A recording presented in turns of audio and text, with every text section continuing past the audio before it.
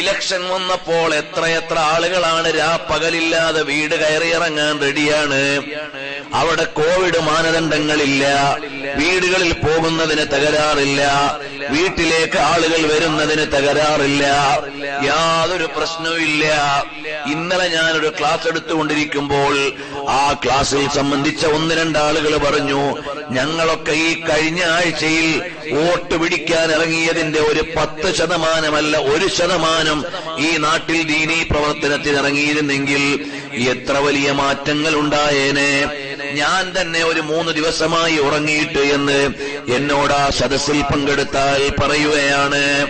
ആളുകൾ താൽക്കാലികമായ ദുനിയാവിന് വേണ്ടി ആരോ ഒരാൾ മെമ്പറാകാൻ, ആരോ ഒരാൾ MLA ആകാൻ, ആരോ ഒരാൾ MP ആകാൻ നമ്മളിങ്ങനെ അധ്വാനിക്കുകയാണ്. അയാൾ MP ആയാൽ എന്തെങ്കിലും നമുക്ക് കിട്ടാനുണ്ടോ? അയാൾ MLA ആയാൽ എന്തെങ്കിലും നമുക്ക് കിട്ടാനുണ്ടോ? ചിലപ്പോ ചെറിയ കാര്യങ്ങളൊക്കെ കിട്ടാനുണ്ടാകാം. അയാൾ കയറി അങ്ങ് പോയെന്നും വരാം. എന്നാൽ അതിന്റെ ഇടയിൽ എനിക്ക് സ്വർഗം കിട്ടാൻ വേണ്ടി ഞാൻ അധ്വാനിക്കുന്നുണ്ടോ? ഞാൻ നരകത്തിൽ നിന്ന് രക്ഷപ്പെടാൻ വേണ്ടി ഞാൻ അധ്വാനിക്കുന്നുണ്ടോ? എനിക്ക് അള്ളാഹുവിന്റെ പ്രീതി കിട്ടാൻ വേണ്ടി ഞാൻ അധ്വാനിക്കുന്നുണ്ടോ? ആർക്കോ ഒരു ചെറിയ സീറ്റ് കിട്ടാൻ വേണ്ടി നമ്മൾ അധ്വാനിക്കുകയാണ്. അതിനിടയിൽ നിസ്കാരം ഖളാഅക്കിയവരുണ്ടാകാം, അതിനിടയിൽ നിർബന്ധമായ കർമ്മങ്ങൾ ഒഴിച്ചുപോയവരുണ്ടാകാം. എന്നാൽ ആഖിറത്തിലേക്കുള്ള അമലുകൾ എനിക്ക് സ്വർഗം കിട്ടാൻ വേണ്ടിയാണ്, എനിക്ക് മോചനം കിട്ടാൻ വേണ്ടിയാണ്. നമ്മളൊക്കെ രാഷ്ട്രീയത്തിലിറങ്ങി പ്രസംഗിച്ചാലും ചിലപ്പോ പ്രസംഗത്തിന് വാല്യൂ ഉണ്ടാകും. പക്ഷേ ആരെയോ അധികാരത്തിലേറ്റാനോ താൽക്കാലികമായ ചില മാനദണ്ഡങ്ങൾക്കോ വിനിയോഗിക്കാൻ നമ്മുടെ കയ്യിൽ സമയമില്ല. നമ്മൾ അല്പനേരം ഇൽമിന് വേണ്ടി ചെലവഴിക്കുന്നത്, ദീനീ ഖിദ്മത്തുകൾക്ക് വ്യാപൃതരാകാൻ ആഗ്രഹിക്കുന്നത്, ഇതുകൊണ്ട് അല്ലാഹുവിങ്കിൽ ഒരു പൊരുത്തം കിട്ടാൻ വേണ്ടിയാണ്. അത് കിട്ടിയാൽ കിട്ടാൻ പോകുന്ന വിജയം ഒരു 5 കൊല്ലത്തെ വാർഡ് മെമ്പറല്ല, 5 കൊല്ലത്തെ കൗൺസിലറല്ല, 5 കൊല്ലത്തെ ബ്ലോക്ക് മെമ്പറല്ല, 5 കൊല്ലത്തെ ബ്ലോക്ക് ജില്ലാ പഞ്ചായത്തല്ല. കിട്ടാനുള്ളത് അനന്തമായ വിജയമാണ്. അല്ലാഹു നമ്മെ എല്ലാവരെയും സ്വീകരിക്കുമാറാകട്ടെ. ഇലക്ഷൻ വന്നപ്പോ എത്രയെത്ര ചെറുപ്പക്കാരാണ് എന്റെ വീട്ടിൽ തന്നെ. ഓരോ പാർട്ടിയുടെയും ആളുകൾ പല പ്രാവശ്യമാണ് വന്നത് വോട്ട് ചോദിക്കാൻ വേണ്ടി. അതിൽ നമ്മുടെ സഹോദരങ്ങൾ എത്രയോ ആളുകളുണ്ട്.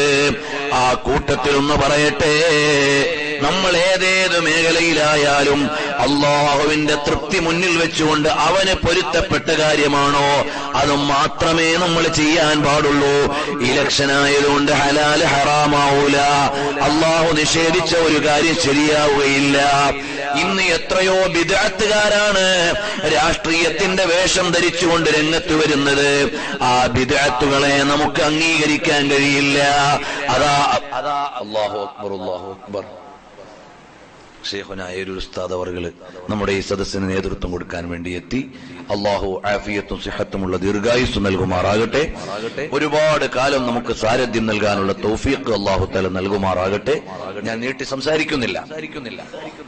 അപ്പോൾ നമ്മളെ ഭൗതികമായ ഇലക്ഷന്റെ പിന്നിൽ നമ്മൾ ഇറങ്ങാണ്. ആ ഇറങ്ങുന്ന സമയത്തും അല്ലാഹു തആല ഹറാമാക്കിയ ഒരു കാര്യം ഹലാലാക്കാൻ പറ്റില്ല. അല്ലാഹു ഹലാലാക്കിയ ഒരു കാര്യം ഹറാമാക്കാൻ പറ്റില്ല.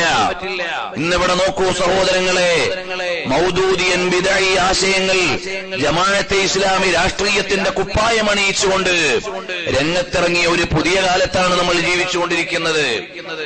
പല നാടുകളിലും ഉണ്ടാകാം. മൗദൂദിയൻ ബിദ്ഈ ആശയങ്ങൾ പരിശുദ്ധമായ തൗഹീദിൽ, അടിസ്ഥാനപരമായ തൗഹീദിൽ മായം ചേർത്തവരാണവർ. നബി സല്ലല്ലാഹു അലൈഹി വസല്ലം തങ്ങളോടുള്ള മഹബ്ബത്തിന്റെയും വിശ്വാസത്തിന്റെയും ഉള്ളിൽ പല മായങ്ങളും ദുർബലമായ വിശ്വാസങ്ങളും കടത്തിക്കൂട്ടിയവരാണ്. അങ്ങനെ ഇസ്ലാമിന്റെ അഹ്ലുസുന്നത്തി വൽ ജമാഅത്തിന്റെ ആശയങ്ങൾക്ക് വിരുദ്ധമായ ആശയങ്ങൾ പ്രചരിപ്പിച്ചുകൊണ്ടിരിക്കുന്ന ജമാഅത്തെ ഇസ്ലാമി രാഷ്ട്രീയ വേഷം ധരിച്ചുകൊണ്ട് ഇവിടെയുള്ള പല പാർട്ടികളോടും അലയൻസ് ഉണ്ടാക്കി അവർ രംഗത്ത് വരുന്നു. അതുകൊണ്ട് നമുക്കവരെ അനുകൂലിക്കാൻ കഴിയില്ല. നമുക്ക് എല്ലാത്തിലും വലുത് അള്ളാഹുവിന്റെ പവിത്രമായ ദീനാണ്, പരിശുദ്ധമായ ഇസ്ലാമാണ്. ഇവിടെ നിന്ന് നമ്മൾ എല്ലാവരും യാത്രയാകേണ്ടവരാണ്. നാളെ അല്ലാഹുവിന്റെ കോടതിയിൽ ചോദിക്കപ്പെടുന്ന സമയത്ത് പ്രതിയാകാതിരിക്കാൻ പറ്റുന്ന ജീവിതമാണ് നമ്മൾ നയിക്കേണ്ടത്. അതേത് മേഖലയിലായാലും ശരി, അത് രാഷ്ട്രീയത്തിന്റെ മേഖലയിലായാലും, സ്ഥാനം കിട്ടാൻ വേണ്ടിയായാലും, എന്റെ സ്ഥാനാർത്ഥി ജയിക്കാൻ വേണ്ടിയായാലും, എവിടെയൊക്കെ ചില സ്ഥാനാർത്ഥികൾ മുസ്ഹഫ് കൊണ്ടുവന്ന് സത്യം ചെയ്യിച്ചു എന്ന് കേൾക്കാൻ കഴിഞ്ഞു. ഇന്നാലില്ലാഹ്, എന്തൊരു ദുരന്തമാണ്! വളരെ നിസ്സാരമായ ഒരു പഞ്ചായത്ത് വോട്ടിന് വേണ്ടി മുസ്ലിങ്ങളോട് മുസ്ഹഫ് എടുത്ത് സത്യം ചെയ്യണം, ഞങ്ങൾക്ക് വോട്ട് ചെയ്യാനെന്ന് പറഞ്ഞു വരുന്ന ആളുകൾ ഇസ്ലാമിനെ സംരക്ഷിക്കേണ്ടവരാണോ? ഇസ്ലാമിന്റെ മൂല്യങ്ങളെ ഇല്ലായ്മ ചെയ്യുന്നവരാണോ? നിങ്ങൾ ആലോചിച്ചു നോക്കൂ സഹോദരങ്ങളെ, അവർക്ക് ഇസ്ലാമുമായി എന്ത് ബന്ധമാണ്? അവർക്ക് ഖുർആനിനോട് എന്ത് ബഹുമാനമാണ്? നിസ്സാരമായി ഈ ദുനിയാവിലെ നിസ്സാരമായ ചില കാര്യങ്ങൾക്ക് വേണ്ടി അല്ലാഹുവിന്റെ പരിശുദ്ധമായ കലാമിനെ ദുരുപയോഗം ചെയ്യുകയല്ലേ? മുസ്ഹഫിനെ അപമാനിക്കുകയല്ലേ ചെയ്യുന്നത്? മിനിയാന്ന് ഒരാൾ വിളിച്ചു പറഞ്ഞപ്പോ ഞാനാകെ ഞെട്ടിപ്പോയി. പഞ്ചായത്തിലെ ഒരു വോട്ട് കിട്ടാൻ വേണ്ടി വീട്ടിൽ വന്ന് വീട്ടുകാരോട് പറയുന്നു അത്രേ, മുസ്ഹഫ് എടുത്ത് സത്യം ചെയ്യണം, ഞങ്ങൾ വോട്ട് ചെയ്യണം. ഈമാനുള്ള ഒരു ഉമ്മയും സത്യം ചെയ്യൂല. ഈമാനുള്ള ഒരു ഉമ്മയും ഒരു സഹോദരിയും സത്യം ചെയ്യില്ല. അങ്ങനെ നിസ്സാരമായ കാര്യങ്ങൾക്ക് വേണ്ടി വിനിയോഗിക്കാനുള്ളതല്ല മുസ്ഹഫ്. പ്രിയമുള്ള സഹോദരന്മാരെ, ഇതെല്ലാം നമ്മൾ ഗൗരവത്തോടെയും പ്രാധാന്യത്തോടെയും മനസ്സിലാക്കണം.